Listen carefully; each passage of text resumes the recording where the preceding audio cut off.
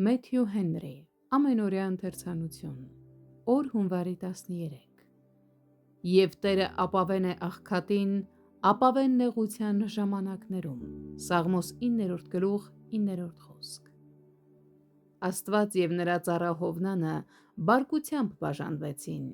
և վեճը սկսվեց Հովնանի կողմից։ Նա փախավ իր երկրից իր առաքելությունից խուսափելու համար, բայց մենք գիտենք, որ նրանք կրկին հանդիպում են և հաշտությունը նախաձեռնվում է Աստծո կողմից։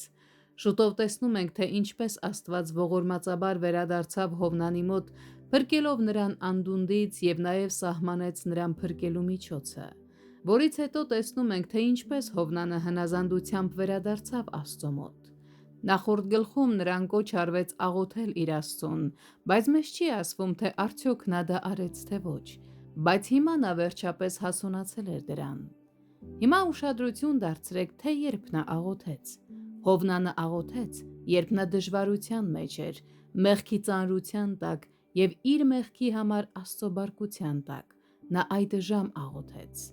Նկատեք, որ երբ նեղության մեջ ենք ընկնում, մենք կարիք ունենք աղոթելու։ Այդ ժամանակ մենք իսկապես պատճառ ունենք աղոթելու, մեր գործերն ու խնդրանքները հենց շնորհի գահի առաջ բերելու։ Հենց դա է այն ճիշտ պահը, որ երբևէ մեր սիրտը անկեղծ պատրաստ է աղոթքի, որովհետև այն խոնարհված է, կոտրված և անկեղծ։ Եվ Աստված էլ հենց դա է ակնկալում մեզանից։ Նեղության մեջ մարդիկ շուտ են դիմում նրան և անկեղծորեն են որոնում նրան։ Եվ թեև հաճախ մեր նեղությունները ինքներս ենք մեզ վրա բերում մեր մեղքերով, Տերը լսելով մեր աղոթքները խոնարհ և անկեղծ սրտով, մեզ ընդունում է շնորհի գահի առաջ, ինչպես ընդունեց Հովնանին։ Ապա երբ նա հայտնվեց հույսով լի իրավիճակում, որտեղ հրաշքով փրկվեց, որն էլ հստակ նշան էր, որ իրեն հետագա ողորմություն էր սպասվում,